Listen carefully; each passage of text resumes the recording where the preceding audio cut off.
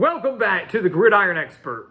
The North Carolina Tar Heels check in at number 20 in our way too early top 25 following a 9-5 season in 2022 with an ACC Coastal Division crown. It was a major bounce back year for the Tar Heels after a pretty disappointing 2021.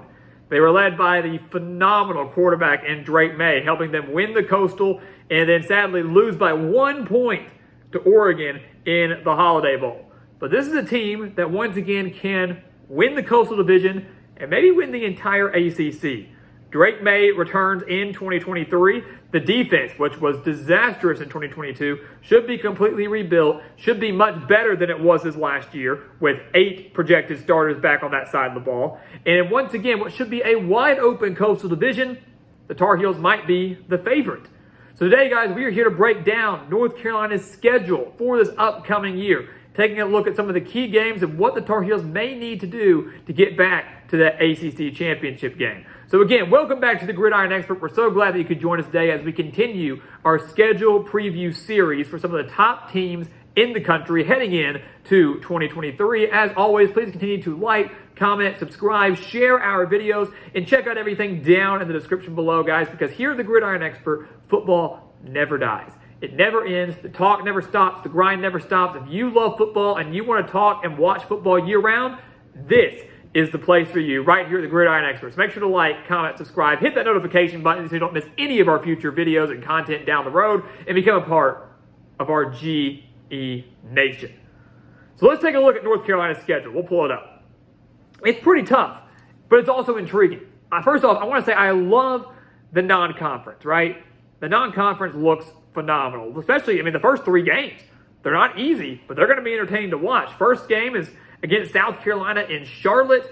We saw these two teams meet in the Mayo Bowl at the end of the 2021 season, which again was a disappointing year for North Carolina. South Carolina got the best of the Tar Heels in that one, but what a great matchup. Spencer Rattler for South Carolina, Drake Maye of North Carolina. This is going to be a great battle between two teams that really had very good years in 2022. So this is going to be an opportunity for both teams to start their season off on the right foot. Very well could be a season opener of top 25 teams. South Carolina just missed our way too early top 25. Very, very close. I could see maybe the AP poll putting both in there to have a ranked versus ranked matchup in week 1. So that's going to be a tough game. No doubt about it. Then they take on App State, who always is a force to be reckoned with in the Sun Belt. North Carolina beat them 63-61 last year, and what was one of the wildest games of the year. I think they were like 50-something combined points in the fourth quarter. It was unbelievable. It was back and forth, back and forth. UNC was able to pull that one out. And then they take on Minnesota in week 3. They're getting to host a Power 5 opponent in Chapel Hill, a Minnesota team led by PJ Fleck that is no stranger to success, had a very respectable and successful 2022. I believe won 9 games last year, including their bowl game over Syracuse. So this is a Minnesota team that is certainly no slouch either, and defensively is going to give North Carolina a very big test. So the first 3 games are tough. You could make the argument that North Carolina could go 3-0. You could make the argument that North Carolina could go 0-3. That's how tough these 3 games are. Luckily, none of them are true road games. Neutral site in Charlotte, right in their backyard. The other 2 are at home. Do I think they're going to go 0-3? No, I don't. I think if you're a North Carolina fan, anything less than 2-1 would be a disappointment through those first 3 games. Then you jump into conference play. At Pittsburgh, they beat them 42-24 last year. Pittsburgh landing Phil Jurkovec in to replace Keaton Slovis at quarterback. So interesting battle there. Pittsburgh, probably one of the tougher contenders and competitors in the ACC Coastal. Again, I feel like anybody could win this division, but something to kind of watch out for there as they take on the Panthers. They get their bye week early at the end of September. Not always ideal, but they get their bye week and then they take on Syracuse, who loses a lot of key pieces from the team that got them to the postseason last year. So going to be interesting to see how Syracuse is able to bounce back from that. Good year for them, all things considered, but a lot of new pieces to deal with. North Carolina at home off a bye should own the edge there, but again, we're not here to predict anything yet. They get the home game against Miami, then Virginia. You look at the schedule, guys. They have a really good schedule. The non-conference game at South Carolina's a neutral site, but up until October 28th, they play 1 true road game.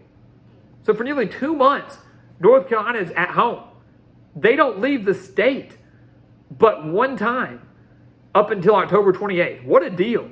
And yes, 3 of their final 5 games are on the road. That's not ideal, but that's a heck of a schedule for the Tar Heels when you think about it, at least from like home field advantage standpoint. That's really, really beneficial for Mack Brown and the Tar Heels. They host Miami, beat them 27-24 last year. They host Virginia. They beat them 31-28 last year.